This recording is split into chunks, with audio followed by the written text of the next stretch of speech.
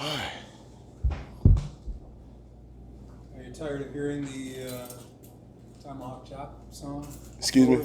You tired of hearing the FSU fight song? Oh no, man, that's just a little something for a little crowd distraction noise. So, but not tired of hearing of it. When you get off of a week last week, look at the film and then kind of put it away. But I know you want to grow each week. What did you have to get better at after last week? Well, I think after last week, we just got to do a great job of not giving those guys plays when it shouldn't be a play. You know, we just got to do our job and execute. I don't think we executed to a T like we did the week before. We had a little bit more MAs than the previous week. But I think for sure that we just got to do a better job of getting off the field on third down. You know, not having penalties of PI or roughing the passer, you know, or the targeting foul. You know, so those things kept drives alive and kept those guys' momentum going. But I thought we did a great job of stopping the run. Passing game was a little bit disappointed in some of the areas, you know, that we most definitely had to get better at. But overall, anytime you can get a win, that's a plus. Bryan, when you look at Cam Akers on film, probably one of the better running backs in the country. What do you see about him that makes him so talented? He's just explosive with his stature. You know, you look at a guy that's very, very built, has a thick lower body. He's from the state of Mississippi, number one. I just had to bring that up. But a really good football player that knows how to play the game and plays the game the right way.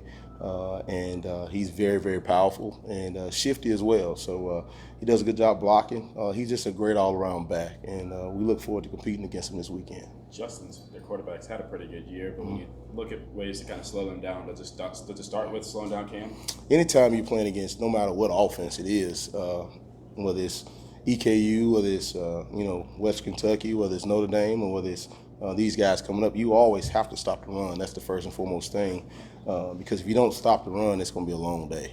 Because now now you're guessing as a play caller. You know, what are they going to do? You know, so I think no doubt you have to be able to contain that rush, contain that rushing attack, and then now as a play caller, it's a little bit easier to call the game.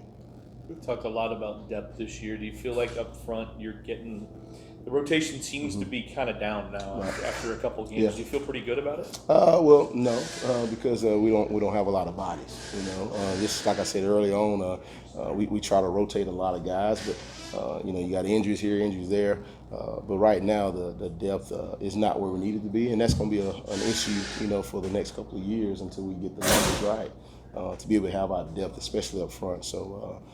We no doubt are trying our best to rotate a lot of guys up front, but the depth is still not where we want it to be. Anthony Johnson's we had a big game against Western Kentucky. Have you seen him improving as the season goes on, or is this the numbers just catching up to how he's been performing? Well, he has improved, no doubt. He's improved, you know, since fall camp for sure. And you know, it's just a battle between all those guys. You know, you've seen different starting lineups besides CJ being the starting corner in all three games. That other guy on the other side is not just solidified just yet. So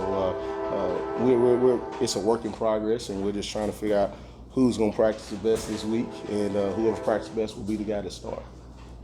You mentioned CJ seems to be kind of one of your better tacklers in the secondary. How important are those corners going to be in terms of when you talk about stopping the run? How important are they? Well, they're going to be very important to be able to, you know, those RPOs. You know, and anytime we're in there and we have a run-stopping defense called, when those guys are running the vertical stops, quick slants and things of that nature, it's very critical for those guys to tackle one-on-one, you know, and to be able to do that, to get those guys down so we can play another down, will be very critical this game. Sometimes DBs get a bad rep for tackling, obviously.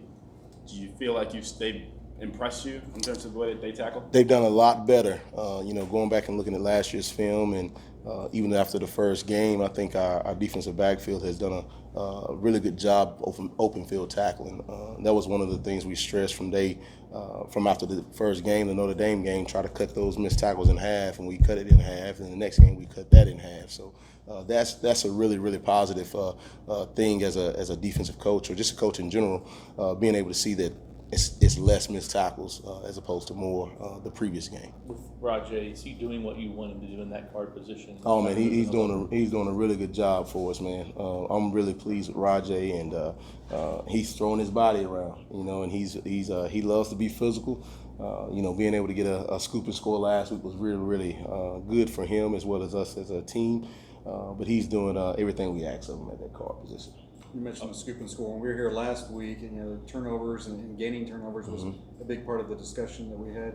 Did you like the progress that they made going into the Western game? Oh yeah, I did. I like the progress. We got 2 turnovers, 2 of them really key turnovers. You get a scoop and score right before halftime, and then you get they actually completed it, and it would have been the first down, and AJ stripped it.